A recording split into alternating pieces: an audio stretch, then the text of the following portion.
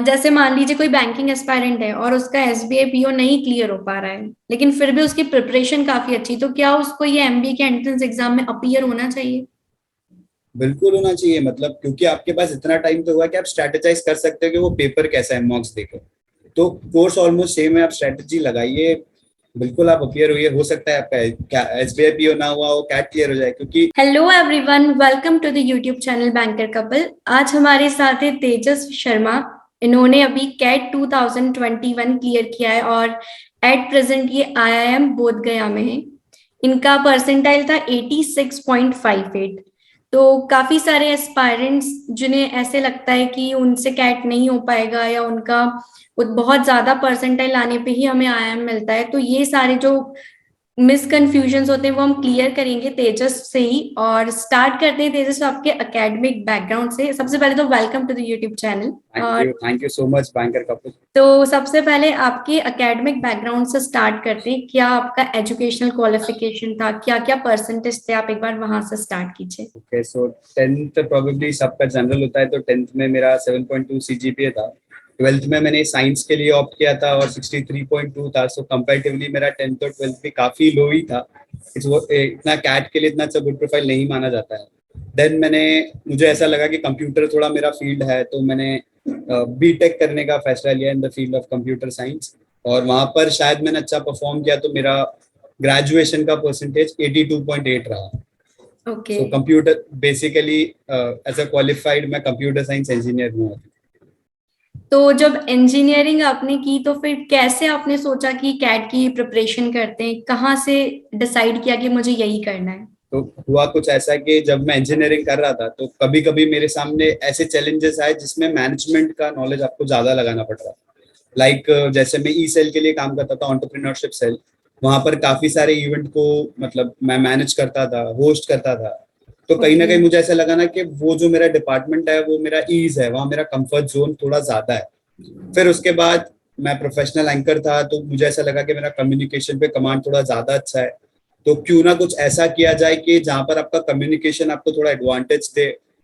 और क्योंकि फिर उसके बाद मेरे कुछ सीनियर्स थे, मेरी उनसे बात हुई, तो उन्होंने मुझे बताया कि मैं मास्टर्स करने की सोच रहा था, क्योंकि मेरा स्पोर्ट्स प्रोफाइल बहुत अच्छा था, पर कहीं ना कहीं मुझे ऐसा लग रहा था कि यार मेरा ना एजुकेशनल प्रोफाइल थोड़ा अच्छा नहीं है, इसको अगर मैं सुधार लूंगा तो प्रोबेबली मैं कॉर्पोरेट में ज्यादा अच्छा कर पाऊंगा। तो मैंने सीनियर से बात करी, तो उन्होंने ऑप्शन दिया कि आप एमटेक के लिए जा सकते हो, आप एमएस के लिए जा सकते हो, और फिर एमबीए भी अच्छा ऑप्शन है अगर अच्छा कॉलेज मिल जाता है तो। फिर थोड़े सीनियर से बातचीत हुई, फिर मैं इंटर्नशिप करने गया था। तो इंटर्नशिप में मेरे जो सीईओ थे, मेरी उनसे बातचीत हुई, तो उन्होंने बोला कि तुम्हारा कम्युनिकेशन अच्छा है, तुम्हारी मैनेजमेंट क्वालिटीज थोड़ी ज्यादा अच्छी है, तो तुम उस पर फोकस कर सकते हो। फिर क्यूमुलेटिवली बहुत सारे नुआंसेस थे, बहुत सारी चीजें थी जिससे मुझे फील हुआ कि नहीं, ठीक है, मैं मैनेजमेंट की तरफ थोड़ा प्रोग्रेस करता हूँ। और फिर ओवरऑल मैंने फाइनली डिसाइड किया कि मैं एमबीए के साथ जाता हूँ। और अपार्ट फ्रॉम दैट बहुत सारी ऐसी भी जगह थी जहाँ मैनेजमेंट का आप यूज कर सकते हो, नो डाउट। पर हम्म। जो कॉर्पोरेट कल्चर मैं डाउन द लाइन सोच रहा था काम करने के लिए, जो मेरा एस्पिरेशन था कि मुझे कहीं ना कहीं ऐसा लगता था कि यार क्यों ना बिजनेस एग्जीक्यूटिव बना जाए, सी जो चीफ पोजीशन होती है उसको एक्वायर करें। तो फिर उसको समझ में आया कि यार नहीं, ये अच्छा ऑप्शन है कि हम एमबीए कर लेते हैं। तो एमबीए की प्रिपरेशन बीटेक के साथ ही स्टार्ट कर दी या फिर आपने ड्रॉप लिया था? मैंने एक्चुअली दो अटेम्प्ट दिए थे कैट के, 2021 भी दिया, 2020 भी दिया था और 21 भी दिया। सो इनिशियल जब मैं फर्स्ट अटेम्प्ट दे रहा था तो मैं कॉलेज के साथ ही प्रिपेयर कर रहा था। क्योंकि हमको प्लेसमेंट्स के लिए भी एप्टीट्यूड तो पढ़ना पड़ता है, तो मैंने सोचा कि कैट की प्रिपरेशन करते हैं तो प्लेसमेंट्स का एप्टीट्यूड भी रेडी हो जाएगा, जो कि मेरा बैकअप प्लान था उस वक्त। और कैट अगर क्लियर हो गई तो अपना जो एस्पिरेशन, अब जो सोच रहे हैं डाउन द लेन, वो भी मिल ही जाएगी अपन को। तो फर्स्ट ईयर मैंने वैसे प्रिपेयर किया, सेकेंड ईयर मैंने क्योंकि मैंने नोट्स बना लिए थे, काफी अच्छे नोट्स थे मेरे पास, और मैंने सेकेंड ईयर में सिर्फ टाइम इंदौर की मॉक सीरीज ली और उसके थ्रू प्रिपेयर करके फिर सेकेंड टाइम में मेरा कैट क्लियर हो गया। तो उस टाइम आपने ये नहीं सोचा कि मुझे अभी जब डायरेक्ट बीटेक से जॉब मिल सकती है तो क्यों मैं एमबीए करूं, क्योंकि यहीं पर आपको जॉब मिल जाएगी, 2 साल आपको और नहीं पढ़ना पड़ेगा, तो ये आपके माइंड में नहीं आया? एक्चुअली बीटेक के बाद मुझे बहुत अच्छी कंपनी में जॉब मिल गई थी, फॉर्चुनेटली टाटा कंसल्टेंसी सर्विसेज में। ओके। इंडिया की सबसे बड़ी कंपनी है वो, बट वही दिमाग में बात चल रही थी कि नहीं, यहाँ नहीं रुकना है, कुछ तो बड़ा करना है। दिमाग में वही था कि यार मैनेजमेंट में जाना है, कुछ क्योंकि वही बात है ना कि आपका एवरेज पैकेज बहुत कम था, प्लस उसके बाद जिस फील्ड में उस वक्त आप थे, जिस पोजीशन पे उस वक्त आप, वहां पर ऑलरेडी बहुत सारे कैंडिडेट थे, तो आपको कहीं ना कहीं अगर लाइफ में आगे बढ़ना है तो कुछ तो यूनिकनेस आप में होनी चाहिए। और फिर मेरा जो कंफर्ट जोन था वो मैनेजमेंट नॉलेज में था। मैंने कहा मेरी स्किल्स थोड़ी, मुझे लगा मैनेजमेंट की तरफ इंक्लाइंड है, तो शुरुआत से प्लान तो वही था कि जाना इधर है।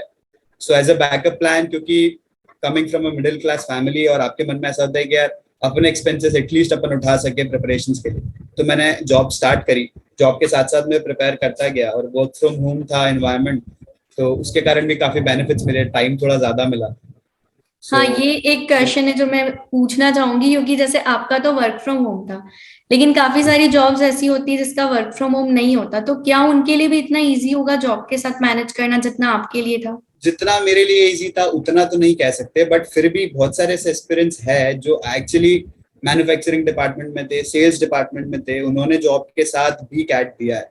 सो ये पूरा डिपेंड करता है आपका टाइम मैनेजमेंट कैसा रखते हैं आप। बिल्कुल पॉसिबल है, ये आप बिल्कुल कर सकते हैं, देयर इज नो डाउट। और जैसे हमारी चैनल पे मैक्सिमम बैंकिंग एस्पायरेंट्स है, तो बैंकिंग का और कैट का सिलेबस ऑलमोस्ट सेम होता है, स्पेशली एसबीआई पीओ का काफी सारे क्वेश्चंस भी सेम आते हैं। मैंने भी कैट और एसबीआई पीओ दोनों में अपीयर हुई हूँ, तो मुझे भी काफी सिमिलैरिटी लगी थी दोनों एग्जाम्स में। तो आपके दिमाग में ये नहीं आया कि मैं बैंकिंग एग्जाम दे देता हूँ, उसमें तो डायरेक्ट जॉब मिलेगी, उसमें 2 साल पढ़ाई भी नहीं करनी है, इतने पैसे भी नहीं लगेंगे, तो ये सारी चीजें दिमाग में नहीं आई? आई थी, बिल्कुल आई थी। इवन मैं भी थोड़ा डाइसी था, क्योंकि जो बेनिफिट्स आपको बैंकिंग या गवर्नमेंट सेक्टर में मिलते हैं वो नहीं मिलते कॉर्पोरेट सेक्टर में, तो मैंने भी अटेम्प्ट दिया था एसबीआई पीओ का। एंड मैंने दोनों का कोर्स, आपने बहुत बहुत ही सही बोला कि बहुत ही सिमिलर होता है, बट ऐसा बोलते कि दोनों एग्जाम्स बहुत इंपॉर्टेंट है अपने आप में, दोनों बहुत ही बड़ी एग्जाम्स है। सो स्ट्रैटेजी आपको उस हिसाब से डिसाइड करनी पड़ती है, क्योंकि मेरा प्राइम टारगेट कैट था। सो कैट इज ऐसी एग्जाम की यहाँ पर आपको जल्दी कुछ नहीं करना है, आपको एक्यूरेटली करना है और लिमिटेड क्वेश्चंस करना है। ऐसा बोलते हैं कि अगर आप 55% ऑफ द पेपर भी कैट में सॉल्व करते हो तो आप 100% बन ला सकते हैं। But hmm. एसबीआई पीओ में ऐसा होता है कि आपको ज्यादा क्वेश्चंस करने पड़ते हैं, क्योंकि क्यूमुलेटिवली कट ऑफ ज्यादा होता है एज कम्पेयर टू कैट अगर बात करें तो। हाँ, डिफरेंस तो ये होता है कि वहां पर प्रीलिम्स भी होता है और मेंस भी होता है, लेकिन मेंस भी कैट में होता है, सिर्फ सिंगल एग्जाम होता है। Single exam. हाँ, और तो समवेयर अगर मुझे जैसे मान लीजिए कोई बैंकिंग एस्पायरेंट है और उसका एसबीआई पीओ नहीं क्लियर हो पा रहा है, लेकिन फिर भी उसकी प्रिपरेशन काफी अच्छी, तो क्या उसको ये एमबीए के एंट्रेंस एग्जाम में अपीयर होना चाहिए? बिल्कुल होना चाहिए, मतलब क्योंकि आपके पास इतना टाइम तो हुआ कि आप स्ट्रेटेजाइज कर सकते हो कि वो पेपर कैसा है मॉक्स देकर। तो कोर्स ऑलमोस्ट सेम है, आप स्ट्रेटेजी लगाइए, बिल्कुल आप अपियर हुई, हो सकता है आपका एसबीआई पीओ ना हुआ हो कैट क्लियर हो जाए। क्योंकि जैसे मेरी एबिलिटी थी कि मैं क्वेश्चंस जल्दी नहीं कर सकता, पर मुझे अगर सफिशिएंट टाइम मिले तो मैं कम टाइम में एक्यूरेट क्वेश्चन सॉल्व कर सकता, तो शायद इसलिए मेरा कैट क्लियर हो। ओके, और एक और थोड़ा कंफ्यूजन होता है एस्पायरेंट्स को कि कैट के बाद अगर हमें कोई कोई भी एमबीए का कॉलेज मिलता है तो उसकी फीस काफी ज्यादा होती है, तो वो हम अगर मिडिल क्लास हैं तो हम अफोर्ड नहीं कर पाते। बहुत सारे लोग ये सोच के ही इन एग्जाम की प्रिपरेशन स्टार्ट ही नहीं करते, इसीलिए वो जनरली ये बैंकिंग की आईबीपीएस पीओ एसबीआई पीओ ये करते हैं, क्योंकि इसमें तो आपको बस एक फॉर्म फिल करना है, अगर आपका निकल गया तो डायरेक्ट आपको जॉब मिल जाएगी। तो जो मिडिल क्लास होते हैं उन्हें थोड़ा लगता है कि इतना महंगा कोर्स करने के बाद हमें फ्यूचर में अच्छी जॉब मिल पाएगी या नहीं मिल पाएगी, तो इस पे आपको क्या लगता है कि क्या उन्हें भी इस बात की ज्यादा टेंशन नहीं लेनी चाहिए, क्योंकि ऑब्वियसली एजुकेशन लोन होता है, इसके बारे में अवेयर नहीं होते काफी सारे एस्पायरेंट्स, तो इस पे आप क्या कहना चाहेंगे? अब देखिए, अगर आप किसी भी एग्जाम देते हैं तो आप देखते हैं कि हमारा टारगेट क्या है इवेंचुअली। सो आप कॉलेजेस की प्लेसमेंट रिपोर्ट्स उठा के देखिए किसी भी आईआईएम की, तो इवेंचुअली आपका जो इन्वेस्टमेंट होता है उसका रिटर्न ऑफ इन्वेस्टमेंट भी काफी अच्छा होता है, आपको नहीं इतना स्ट्रगल करना होता। बट डाउन द लेन आपको सेल्फ बिलीफ तो रखना पड़ेगा कि नहीं यार, क्योंकि बेसिकली जो कॉलेजेस होते हैं वो एवरेज पैकेज शो करते हैं, और अगर आपको हम्म। लगता है कि नहीं मेरी एबिलिटी एवरेज पैकेज से काफी ज्यादा है, तो मुझे ऐसा लगता है कि डाउन द लाइन 2 या 3 2 साल भी मैक्सिमम बोल रहा हूँ मैं, आप लोग वो लोन कवर कर लेंगे। तो सेल्फ बिलीफ रखना पड़ेगा। एजुकेशन लोन है, बहुत सारी गवर्नमेंट आपको पॉलिसीज है, सब्सिडीज प्रोवाइड करती है, आप उसको देखिए। तो लोन इतना बड़ा इशू नहीं है, क्योंकि जब आप ऐसे कॉलेजेस में उतरेंगे तो आपको खुद को लगेगा कि जो हमने इन्वेस्टमेंट किया है वो वर्थ इट है। हाँ, वो तो ऑब्वियसली है, और अब काफी सारे एस्पायरेंट्स को ये भी गवर्नमेंट और प्राइवेट का भी रहता है कि किसी को सिर्फ गवर्नमेंट जॉब ही चाहिए होती है, तो आपके पेरेंट्स ने कभी इस बात पे प्रेशराइज नहीं किया कि क्यों प्राइवेट सेक्टर में जा रहे हो जब तुम्हें सेम मतलब उतना है कि गवर्नमेंट भी निकाल सकते हो? तो पेरेंट्स का इंटरफेरेंस नहीं था इसमें? एक्चुअली समवेयर पापा मम्मी का था इंटरेस्ट कि गवर्नमेंट जॉब क्यों नहीं। तो बात ये थी कि मेरे पास जस्टिफिकेशन ज्यादा अच्छा था कि मैं क्यों वहां जाकर ज्यादा परफॉर्म कर सकता हूँ। हर किसी का माता पिता चाहते हैं, हर किसी के माता पिता ये चाहते हैं कि जाके गवर्नमेंट सेक्टर में जाए, वर्कलोड कम होता है, जॉब सिक्योरिटी अच्छी होती है। पर कहीं ना कहीं मुझे ऐसा लगता था कि अगर मैं कॉर्पोरेट सेक्टर या प्राइवेट सेक्टर में उतरा तो मैं बहुत ज्यादा अच्छा परफॉर्म कर पाऊंगा। और जो मेरा एस्पिरेशन है, हो सकता है कि एस्पिरेशन मुझे थोड़ी मूवीज देख के आए हो कि वो ब्रीफ केस लेके चल रहे हैं, पॉसिबल है, बिल्कुल पॉसिबल है। तो मेरी एस्पिरेशन वो थी, मैंने उन्हें समझाया कि मुझे ऐसा ऐसा कर रहे हैं। उनको लगा कि अच्छा ऑप्शन है, और फॉर्चुनेटली रिजल्ट्स भी आ रहे थे मेरे फेवर में, तो उन्होंने बोला ओके गो फॉर। ओके, तो अब हम स्ट्रेटजी पे चलते हैं आपकी प्रिपरेशन की। तो बेसिकली कैट में तो 3 सब्जेक्ट्स होते हैं, तो सब्जेक्ट वाइज आपकी क्या क्या स्ट्रेटजीज थी? ठीक है, तो मैं चालू करता हूँ वर्बल एबिलिटी और रीडिंग कॉम्प्रिहेंशन से, जो कि आपका पहला सेक्शन होता है कैट में। उसके लिए हमको कोचिंग से बहुत सारे मटेरियल्स प्रोवाइड होते हैं ऑफकोर्स, बट आपको उसके लिए, मैं सुबह उठता था, मैं न्यूज़पेपर पढ़ता था। मैंने हिंदुस्तान टाइम्स रेफर किया था और एक फाइनेंशियल एक्सप्रेस, ये दोनों पेपर में थरली पढ़ता था, मेजरली जो उनका एडिटोरियल पार्ट होता है। क्योंकि रीडिंग कॉम्प्रिहेंशन मोस्ट प्रोबेबली उसी टाइप के होते हैं जहां पर आपको सामने वाले के व्यूज को इंटरप्रेट करना होता है और उसके बेसिस पे क्वेश्चन आंसर करने होते हैं। फिर जनरल नॉलेज इंक्रीज करने के लिए आप न्यूज सेक्शन भी पढ़िए, क्योंकि कैट क्लियर करना अल्टीमेट नहीं है, उसके बाद आपको इंटरव्यूज भी आएंगे जहां पर जनरल नॉलेज के क्वेश्चन काफी टैकल करने हैं। उसके साथ ही मैं सेक्शनल टेस्ट देता था। सेक्शनल टेस्ट अलग अलग होते हैं, तो जैसे ही मैंने अपना वर्बल एबिलिटी का पार्ट खत्म किया, मुझे लगता था कि आज का मैंने थोड़ा अपना ग्रूम किया अपने आप को। मैं सेक्शनल टेस्ट देके देता था कि मैंने कितना आज पढ़ा और वो कितना इफेक्टिव हो रहा है मेरे लिए। फिर उसके बाद मैं, क्योंकि रीडिंग कॉम्प्रिहेंशन का पार्ट है, एक वर्बल एबिलिटी भी होता है जहाँ पर आपको पैराग्राफ बनाने होते हैं, जहाँ पर आपको सेंटेंस फॉर्म करने होते हैं, जहाँ पर आपको प्रॉपर ग्रामेटिकल यूज करना होता है। तो उसके लिए तो जो हमारी कोचिंग की बुकलेट्स होती थी मैं वो यूज कर लेता था, वरना ऑनलाइन भी काफी मटेरियल है, आप लोग उसको लीजिए, उसको सॉल्व कीजिए, देखिए आप गलती क्या कर रहे हैं। कैट पूरा एग्जाम है सिर्फ आपका एनालिसिस का। आपको एनालिसिस करना आना चाहिए कि मैं गलत कहाँ जा रहा हूँ, और उसके लिए स्ट्रैटेजी तो आपको यूट्यूब में मिल जाएगी, बहुत सारी जगह मिल जाएगी कि इसको सॉल्व कैसे करें। फिर दूसरा जो हमारा सेक्शन था वो था डेटा इंटरप्रिटेशन और लॉजिकल रीजनिंग। हम्म। उसके लिए तो बहुत ही सिंपल सा फॉर्मूला है कि आपको एक तो शॉर्टकट्स ढूंढिए कि जैसे अगर मैं डेटा इंटरप्रिटेशन सॉल्व कर रहा हूँ तो परसेंटेज के बहुत सारे शॉर्टकट्स होते हैं जो कि बैंकिंग एग्जाम्स में भी हमको सिखाए जाते हैं। हाँ। उसको कैसे कहाँ यूज कर सकते हैं जिससे मेरा टाइम बचे। और इसका तो बेसिक सा ये फंडा है कि आप ज्यादा से ज्यादा क्वेश्चंस करें। मैंने 3 बुक सॉल्व करी थी डेटा इंटरप्रिटेशन और लॉजिकल रीजनिंग की, क्योंकि जब मैंने पहला अटेम्प्ट दिया था तो मुझे ये समझ में आ गया था कि डेटा इंटरप्रिटेशन और लॉजिकल रीजनिंग एक ऐसी चीज है जहां पर मैं पीछे हूँ। तो उसके लिए मैंने सेकेंड टाइम पे एक्स्ट्रा एफर्ट्स दिए। मैंने अरुण शर्मा सॉल्व करी, मैंने टाइम की जो बुकलेट्स थी वो सॉल्व करी।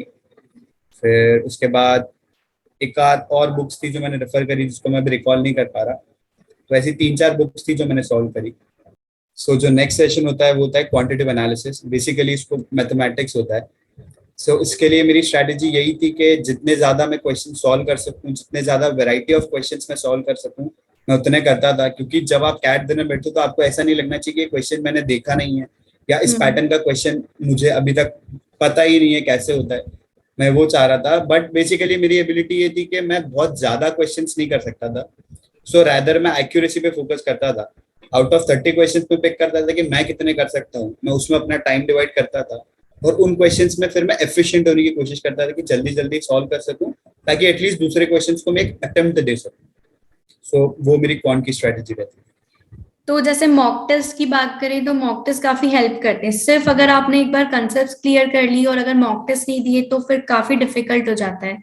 तो मॉक टेस्ट कितना इंपॉर्टेंट रोल प्ले करते हैं और आपने कितने मॉक टेस्ट दिए थे कंप्लीट एग्जाम में जाने के पहले? मॉक टेस्ट बहुत बहुत ज्यादा इंपॉर्टेंट है। मैं इस पर सही में हाईलाइट करना चाहूंगा कि क्योंकि आपका जो पूरा एनालिसिस है कि आप एग्जाम कैसे देंगे, आपके स्ट्रॉन्ग जोन्स क्या है, आपके वीक जोन क्या है, आपको किस टॉपिक पे फोकस करना है, वो आपको सिर्फ मॉक टेस्ट दे के ही पता पड़ेगा। क्योंकि जब भी हम लोग किसी भी टॉपिक को प्रिपेयर कर लेते हैं, हल्का सा कॉन्फिडेंस आ जाता है कि अरे ये तो हो गया, अब इसके क्वेश्चंस तो मैं जो भी आएंगे आराम से कर लूंगा। बट हम्म। जब वो टाइम प्रेशर के अंदर आपको करना होता है, क्लॉक आपके सामने चल रहा है जो रिवर्स ऑर्डर में चले जा रहा है, टाइम खत्म हो रहा है, तब आपको थोड़ा सा डर लगता है कि नहीं अब कैसे होगा। तो उसके लिए मॉक टेस्ट बहुत ज्यादा इंपॉर्टेंट है। सेकेंडली, आप मॉक टेस्ट का एनालिसिस उतने अच्छे से करें। सिर्फ मॉक टेस्ट देके स्कोर देखना, हो सकता है कि स्कोर कभी कभी इतना अच्छा आ जाए कि आप टॉप कर रहे हो, और नेक्स्ट टाइम यही भी पॉसिबल है कि स्कोर आपका इतना गंदा है कि आप लास्ट में, वो भी पॉसिबल है। बट उस वक्त हम लोग डिमोटिवेट ना होकर ये देखें कि यार क्यों हुआ ऐसा। तो हम्म। उसके लिए आपको उसका एनालिसिस बहुत अच्छे से करना पड़ेगा। Analysis is the key to crack the CAT, I would say. और मॉक टेस्ट के साथ ही अगर सेक्शनल टेस्ट की बात करें तो वो कितने इम्पोर्टेंट होते हैं? सेक्शनल टेस्ट तो आप रेगुलर बेसिस पे दोगे तो वही कंसेप्ट क्लैरिटी आती है, क्योंकि बहुत सारी बुक्स में, मैं वही बोल रहा हूँ कि बुक में अपन जब कॉपी पे मैन्युअली सॉल्व करते तो हमें ऐसा लगता है कि क्वेश्चन सॉल्व कर लिया, बट अपन पीछे ये नहीं देख पाते सबकॉन्शियसली कि टाइम कितना लग गया। हम्म। सो आप जब सेक्शनल देते हैं तो आपको उस टॉपिक की क्लैरिटी होती है कि यार इस टॉपिक से मैं इतना कंफर्टेबल हूँ, ऑन एन एवरेज में इतने मिनट में इसका कोई भी क्वेश्चन सॉल्व कर लो। तो वही, कितने भी आप सेक्शनल टेस्ट दें उसका आपको एनालिसिस करें तो समझ में आता है कि आपका कंफर्ट जोन कहाँ है, आपका वीक जोन कहाँ है, और कहाँ पर आप एफिशिएंटली वर्क करके अपना स्कोर बढ़ा सकते हैं। क्योंकि कैट में एक क्वेश्चन आपको +3 देता है, वो 3 हम्म। का स्कोर भी आपके परसेंटाइल्स कभी कभी बहुत ज्यादा फ्लक्चुएट कर जाता है। ओके। और जैसे आपने बताया कि आपने टाइम कोचिंग ज्वाइन की थी, तो अगर कोई कोचिंग ना ज्वाइन करे या कोई अगर पेड कोचिंग ना ले पाए तो क्या वो फ्री यूट्यूब वीडियोस से या उनसे कैट की प्रिपरेशन कर सकता है, या फिर मटेरियल और कोचिंग ज्वाइन करना इम्पोर्टेंट है? देखिए, ऐसा है कि अगर आप कोचिंग ज्वाइन करते हैं तो कुछ चीज आपको ईज मिल जाती है, रेडी मटेरियल्स मिल जाएंगे। बट कहीं ना कहीं आप यूट्यूब से भी ज्वाइन करेंगे तो हर एक वीडियो का पर्टिकुलर लेक्चर बहुत सारे चैनल्स पे अवेलेबल है जो आपको एप्टीट्यूड सिखाता है। और मैंने वही बोला ना कि बैंकिंग हो गई, जितने भी एप्टीट्यूड एग्जाम होते हैं ऑलमोस्ट इनका सिलेबस सेम ही होता है। तो आप उससे हाँ। रेफर करके देख सकते हैं। मटेरियल्स ऑनलाइन आपको पीडीएफ फॉर्मेट में बहुत सारे मिल जाएंगे, आप उससे भी ले सकते हैं। ऐसा कंपल्शन नहीं है कि आप ज्वाइन ही करें, बट हाँ ये कंपल्शन है कि किसी ना किसी की मॉक टेस्ट सीरीज जरूर है, क्योंकि मॉक टेस्ट के बिना कहीं पॉसिबल नहीं हो। मॉक टेस्ट तो कहीं से भी आपको परचेज करनी ही पड़ेंगे, करनी चाहे ही पड़ेगी। प्रिपरेशन आप फ्री वीडियोस से कर सकते हैं। जी जी बिल्कुल। और जैसे आपने बताया कि फर्स्ट टाइम आपका कैट नहीं निकला था, तो थोड़ा डीमोटिवेट तो हो जाते हैं हम, क्योंकि हम प्रिपरेशन करते हैं उसका जब नहीं निकलता है। तो कैसे आपने अपने आप को उससे वो ओवरकम किया? आपकी फ्रेंड्स फैमिली का क्या सपोर्ट था? मतलब ऐसा होगा कि आप जब कैट देने बैठेंगे और आप जितने भी महीने प्रिपेयर करेंगे वो एक मोनोटोनस शेड्यूल बन जाता है आपका, और उसके बाद आप इतने एफर्ट्स नहीं देते हो और जब क्लियर नहीं होता तो सही में बहुत डिसहार्टन हो जाता है। क्योंकि एक्चुअली हम सोसाइटी में रहते हैं जहाँ पर थोड़ा बहुत तो जज किया जाता है सब। हाँ। तो वो सोसाइटल प्रेशर तो आता है कि कैट क्लियर नहीं हुआ, अरे कैसे नहीं हुआ। तो कहीं ना कहीं जब भी आप उसको भूलने की कोशिश करोगे ना, वो लोग आपको याद दिलाते रहेंगे कि क्या हो। और उसका फ्रस्ट्रेशन निकालना है तो सबसे बेस्ट ऑप्शन है अपने फ्रेंड्स, उनको फोन हम्म। करो। क्योंकि जितना आप अपने फ्रेंड्स के साथ खुलोगे उतना कहीं नहीं खुलोगे। तो बेसिकली मेरा यही था, मैं अपने फ्रेंड्स को कांटेक्ट करता था। मेरा एक बहुत ही अच्छा दोस्त है, मैं उसे कॉल करता था यूजुअली, सार्थक नाम है उसका, एंड वो बहुत ही मोटिवेटिंग आदमी है। मैंने उसे कभी नहीं देखा कि वो डिमोटिवेट हो रहा हो। वो मतलब उसको मैंने जब भी कॉल किया he was there to pick. एक कॉल में उसने पिक किया, 4 बात सुनाता था बट सुन लेता था आखिर में। And you can also contact your family, अगर आप आपके पापा मम्मी से बहुत अच्छे टच में हैं, आप उनसे अपनी पर्सनल बातें शेयर करते हैं। मैं मेरे ब्रदर इन लॉ से काफी टच में हूँ, वो मुझे बहुत सपोर्ट करते हैं। मैंने उनको बताया, क्योंकि वो भी एक ऐसी कॉम्पिटिटिव एग्जाम की प्रिपरेशन करी है उन्होंने, तो उन्होंने बताया कि क्या इंपॉर्टेंस है, तो उससे लर्निंग क्या ले सकता है इंस्टेंट रिग्रेट करने के लिए। सो उन्होंने मुझे पुश किया। एक्चुअली मेरा पूरा जो फर्स्ट अटेम्प्ट का सीन था वो मार्च में एंड हो गया था। मुझे एक इंटरव्यू कॉल आया था जो कि वो भी मेरा कन्वर्ट नहीं हुआ। हम्म। तो फिर मैंने 3 महीने मुझे लगे उस चीज से ओवरकम करने में। जून में मैंने वापस स्टार्ट कर दी थी प्रिपरेशन। और ओके। फिर फॉर्चुनेटली इस साल मैंने जितने भी इंटरव्यू दिए ऑलमोस्ट सभी क्रैक हो गए, और सबके कॉल्स थे मेरे पास। तो कौन कौन से, कहाँ कहाँ से आपको कॉल आए थे इस परसेंटाइल पे? मैंने निर्मा यूनिवर्सिटी अहमदाबाद क्लियर हो गया था, मेरे पास IMT institute of management and technology Hyderabad converted था, नागपुर कन्वर्टेड था। फिर गोवा इंस्टीट्यूट ऑफ मैनेजमेंट मेरा कन्वर्टेड था। फिर केजे सोमैया मुंबई मेरा कन्वर्टेड था। कैट में आईएम बोधगया मेरा कन्वर्ट हुआ। आईएम ट्रिची मेरा वेट लिस्टेड था। IIM संबलपुर में भी ऑलमोस्ट मेरा वेट लिस्ट क्लियर होने वाला था, बट बोधगया मिल गया, तो फिर मैंने उसके लिए ऑप्ट आउट कर दिया। ओके, तो जैसे बात करें अगर कन्वर्जन की, तो ये भी एक है कि ये जो आईएम्स होते हैं ये सिर्फ कैट का परसेंटाइल नहीं देखते, और भी काफी सारी चीजें देखते हैं, जैसे आपके 10th में, 12th में, ग्रेजुएशन में कितने परसेंटेज है, आप कितनी एक्स्ट्रा करिकुलर एक्टिविटीज में कैसे हो, तो ये सारी चीजें कितना इंपॉर्टेंट रोल प्ले करी आपके इसमें? एक्चुअली मेरे केस में सबसे ज्यादा इम्पोर्टेंस ही मतलब एक्स्ट्रा करिकुलर और मेरे कम्युनिकेशन में करी, जहाँ पर मेरा कंफर्ट जोन था। क्योंकि कैट मेरे लिए सिर्फ इतना, कैट का जो स्कोर था वो इतना था कि मैं कट ऑफ करके इंटरव्यू राउंड तक चला गया। और मेजरली मैं आपको ऑनेस्ट रिव्यू देता हूँ कि जो भी आपका इंटरव्यू होता है ना, वो मेजर रोल प्ले करता है। क्योंकि इंटरव्यूअर के हाथ में है आपको कितने मार्क्स देना। वो अगर आपको 20/20 दे देगा, तो आपके 10th-12th का जो लॉस है, या आपका ग्रेजुएशन का लॉस है, वर्क एक्स का जो लॉस है, वो सब कवर हो जाता है। सो इट्स ऑल अबाउट आपका इंटरव्यू कैसा जाता है। अगर आपका कैट में परसेंटाइल बहुत एवरेज है, but still you have a confidence कि नहीं, मैं इंटरव्यू बहुत अच्छा दे दूंगा, तो बहुत अच्छा चांस है आपके पास। आप दो इंटरव्यू, अच्छा फोकस करो इंटरव्यू पे, डिमोटिवेट नहीं होना कि कैट का परसेंटाइल अच्छा नहीं आया तो क्या होगा। बट हाँ, जिसके 10th-12th ग्रेजुएशन अच्छा है, वर्क एक्स ज्यादा है, उनके पास बड़े आईएम्स जो है उनकी प्रोबेबिलिटी थोड़ी ज्यादा होती है। क्योंकि कहीं ना कहीं अगर आप दो जने सेम परसेंटाइल पे हो, तो कम, और सेम आपका इंटरव्यू स्किल है, इंटरव्यू भी आपका सेम गया, तो कहीं ना कहीं तो डिफरेंशिएट करने के लिए ये फैक्टर्स भी इंपॉर्टेंट है। तो जरूरी नहीं कि जैसे मान लो आपके 10th और 12th में इतने अच्छे परसेंटेज नहीं थे, फिर भी आपने ये सोच के गिव अप नहीं किया। काफी सारे लोगों को लगता है कि इतने कम परसेंटेज होते हैं तो कैट तो हमारे लिए नहीं है, इतनी बड़ी एग्जाम है, तो बहुत सारे स्टूडेंट्स तो ये सोचना ही छोड़ देते हैं कि वो इस एग्जाम की प्रिपरेशन स्टार्ट करेंगे। तो उनके लिए आप क्या कहना चाहेंगे? मैं यही कहूंगा कि अगर आप कैट देने बैठे हैं तो सेल्फ बिलीफ को कभी मत छोड़िए, सेल्फ बिलीफ हमेशा रखिए। क्योंकि आपने अगर चैलेंज लिया है कि मैं 3 लाख लोगों के सामने कॉम्पीट करके 5,500 सीट्स में एक सीट बना सकता हूँ ना, मतलब आपका कॉन्फिडेंस लेवल तो बहुत ही अलग है। तो हिम्मत मत हारिए, लगे रहिए। कैट एक पार्ट था पूरी प्रोसेस का, अभी तो बहुत कुछ बाकी है। कैट अगर एवरेज गया है तो बाकी दोनों चीजें इतनी अच्छी कर लो कि बात ही खत्म हो जाए। तो जैसे जीडीपीआई की बात करें, तो उसके लिए भी आपने कोई कोचिंग ली थी या फिर खुद से ही सब कुछ कर लिया था? GDPI में कोचिंग, मतलब क्योंकि मैंने टाइम का मॉक सीरीज लिया था सेकंड अटेम्प्ट में, तो उसके साथ वो लोग GDPI प्रिपरेशन फ्री देते हैं। सो उसमें ऐसा हुआ कि जब मैं वो एग्जाम प्रिपेयर कर रहा था, तो मतलब GDPI में कोचिंग का रोल था मुझे जनरल नॉलेज पढ़ाना, बेसिक्स उन्होंने बताया कि आपको क्या करना चाहिए, क्या नहीं करना चाहिए, और थोड़े बहुत मॉक्स उन्होंने मुझे प्रोवाइड करे। मतलब मैंने GDPI के पहले सिर्फ 2 मॉक इंटरव्यू दिए थे, उससे ज्यादा मैंने दिए नहीं। सो मेरा ऐसा मानना है कि मेजरली वो आप पे ही डिपेंड करेगा कि आप आपका इंटरव्यू कैसे देते हैं, क्या आपके आंसर्स है। क्योंकि हमें पता है कि बेसिक HR क्वेश्चंस जो होते हैं वो क्या आते हैं, कि आपने हम्म। कैट क्यों ऑप्ट किया, आपने इस फील्ड से इस फील्ड में डेविएट क्यों हुए, आप उसको कितना अच्छा जस्टिफाई कर पाते हैं। सो वो आपके ऊपर है, इंट्रोस्पेक्शन ज्यादा अच्छा है इंस्टेड किसी और पे डिपेंड होने से। ओके, और कैट के साथ साथ और भी एमबीए की एग्जाम्स होती है, बहुत सारी होती है, हम्म। एनमेट, स्नैप, जेड, तो ये सारी एग्जाम्स में भी आपने अपीयर किया था या सिर्फ कैट पे फोकस था? नहीं, मैंने इन सब में भी दिया था। मैंने कैट भी दिया था, सिम्बायोसिस, स्नैप भी दिया था, NMIMS भी दिया था, जैट भी दिया था, IIFT भी दिया था। सो इसमें से मेरा कैट अच्छा गया था, जैट जैट भी एवरेज गया था, ठीक था। जैट के बेसिस पे ही मुझे जिम गोवा का कट ऑफ मिला था। सेकेंडली जो हमारा NMIMS है, एनमैट एनमैट में हम्म। मेरा स्कोर अच्छा था, तो मुझे NMIMS नवी मुंबई से भी कॉल आ गया था।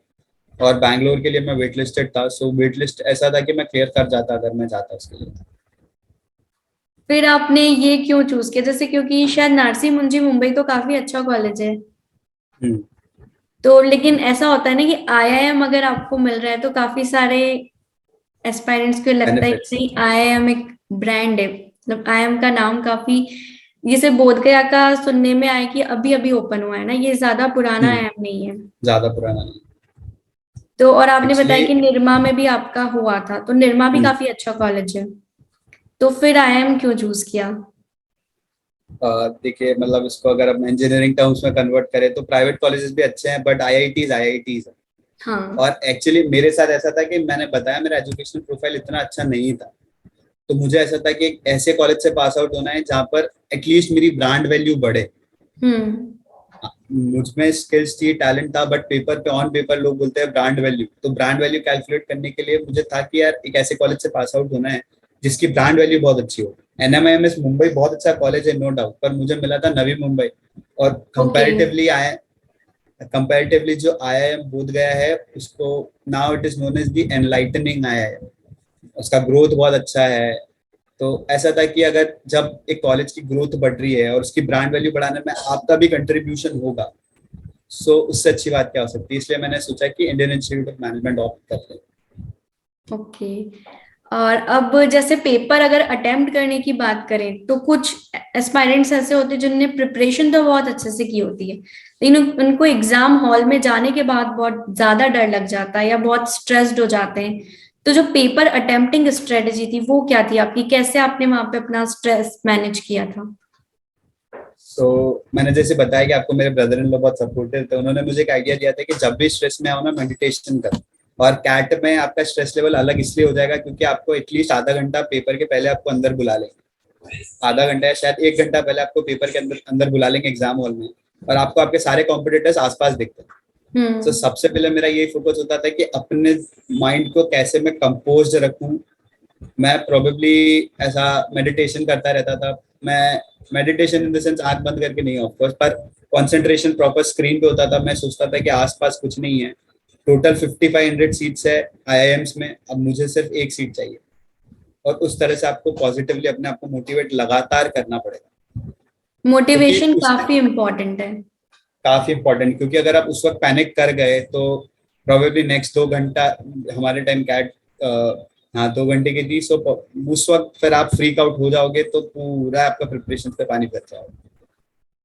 और इंटरव्यू की अगर बात करें जो आपका हुआ था आईएम में भी और भी अदर कॉलेजेस में, तो कैसे क्वेश्चंस पूछे जाते हैं इंटरव्यू में? इंटरव्यूज में जो बेसिक्स क्वेश्चंस होते हैं वो आपसे यही पूछे जाते हैं कि पहले तो आपके बारे में इंट्रोड्यूस कीजिए उन्हें, कि आप क्या हैं, tell me about yourself. Second thing आता है कि जैसे मैं कंप्यूटर साइंस इंजीनियर था, तो इंजीनियर से फिर आप, जैसे आपने भी पूछा ही कि इंजीनियर से सीधे फिर आपने एमबीए में क्यों शिफ्ट कर रहे हैं, क्या रीजन है उसके पीछे। सेकेंड थिंग ऐसा होता है कि आपका जो, जैसे अगर आप इंजीनियरिंग फील्ड से हैं तो बहुत सारे लोग होंगे जो non engineering field, management field से होंगे, जिन्होंने बीबीए हम्म। बीकॉम किया होगा। तो उनको आप कॉम्पीट कैसे कर पाएंगे, क्योंकि उनके पास तो ऑलरेडी इस फील्ड का साउंड नॉलेज रहेगा। नेक्स्ट थिंग है कि आप कॉलेज कॉलेज जो हमारा पर्टिकुलर कॉलेज है, आप उसी में क्यों आना चाहते हैं, आप उसके लिए, आप कॉलेज के लिए क्या कंट्रीब्यूट कर पाएंगे। फिर थोड़ा बहुत वो जनरल नॉलेज पूछेंगे आपसे, करंट अफेयर्स जरूर पूछेंगे। मैंने अपना क्रिकेट करियर बताया था, तो मुझ पे क्रिकेट पे काफी क्वेश्चन हुए थे, क्रिकेट के करंट अफेयर्स पे क्वेश्चन हुए थे, क्रिकेट के नॉलेज के बारे में क्वेश्चन हुए थे। सो अगर आप किसी भी चीज के बारे में अपना हॉबी या इंटरेस्ट बताते हैं या आपका पैशन बताते हैं, तो उसके बारे में एक बार साउंड रीडिंग करके रखिए, क्योंकि मुझे केजे सुमैया का जब मेरा इंटरव्यू चला तो उसमें काफी क्वेश्चन हुए थे, हॉबीज और इंटरेस्ट। तब जो भी आपका ये एक्स्ट्रा करिकुलर एक्टिविटीज है, कोई भी आपकी हॉबी है, तो उसके बारे में पूरा अच्छे से नॉलेज होना बहुत अच्छे से जरूरी है। पता करते। और एक और बात कि जैसे आप कहीं कहीं अपनी आपसे स्टेटमेंट ऑफ पर्पस भी मांगा जाता है, एसओपी बोलते हैं। तो अगर आप उसमें कहीं कोट मेंशन करते हैं, ये मैं अपने पर्सनल एक्सपीरियंस से बता रहा हूँ, फर्स्ट अटेम्प्ट जब मैंने दिया था, अगर आप एसओपी में कहीं फैंसी दिखाने के लिए उसमें कोट यूज कर रहे हैं, तो और आपने उस ऑथर का नाम लिखा है जिसने वो कोट दिया है, तो प्लीज उस ऑथर के बारे में पढ़ के रखिए। क्योंकि मुझसे ओके। क्वेश्चन हो गया था और उस वक्त मैंने इतना नोटिस नहीं की थी उस बात को, और शायद मेरा इंटरव्यू या फर्स्ट कन्वर्जन इसलिए नहीं हुआ। सो जो भी आप एसओपी में लिखे, बी ऑथेंटिक और उसके बारे में थरली पढ़ के रखें। तो एट लास्ट क्या एडवाइस देना चाहेंगे आप सारे एस्पायरेंट्स को, चाहे वो कैट की एग्जाम के लिए हो या कोई अदर बैंकिंग एग्जाम जिसका सिलेबस ऑलमोस्ट यही रहता है, तो क्या एडवाइस देना चाहेंगे? मेरी फाइनल एडवाइस ये रहेगी, life is all about ups and downs, उतार चढ़ाव जिंदगी में आते रहेंगे। अपने पे भरोसा कभी मत छोड़ना। अगर तुमने डिसीजन लिया है कि मुझे एग्जाम देनी है, इसके पीछे एक बहुत बड़ा मोटिव है सबकॉन्शियसली तुम्हारे दिमाग में, उस मोटिव को हमेशा याद करते रहो। हो सकता है तुम्हारे एक मॉक टेस्ट में बहुत अच्छे मार्क्स आए, अगले में नहीं आए, कोई बात नहीं, तीसरा मॉक टेस्ट अभी भी बाकी है जिसमें तुम वापस फर्स्ट पे जा सकते हो। खुद पे भरोसा रखो, मोटिवेटेड रहो, दैट्स इट। और अपने जो कनेक्शंस है, फैमिली मेंबर्स है, पीयर्स है, जो तुम्हारे बेस्ट फ्रेंड्स है, उनसे लगातार बात करते रहो। कुछ प्रॉब्लम है तो उनको बताओ, कुछ सजेशन उनसे लेना है तो लो, और बस यही मंत्रा मुझे लगता है जो है। ओके, तो thank you so much Tejas, and I hope आप सभी को तेजस के इस कन्वर्सेशन से काफी मोटिवेशन मिला होगा कि आपके चाहे परसेंटेज कम हो या आपके अगर थोड़े कम भी परसेंटाइल आए हैं तो आप उसको कन्वर्ट कैसे करते हो वो बहुत इंपॉर्टेंट है, इंटरव्यू में कैसे परफॉर्म करना है, ये सारी चीजें बहुत मैटर करती है इस एग्जाम में. So thank you so much Tejas for coming to our YouTube channel. Thank you so much for inviting me. It was great. Okay, so thank you so much.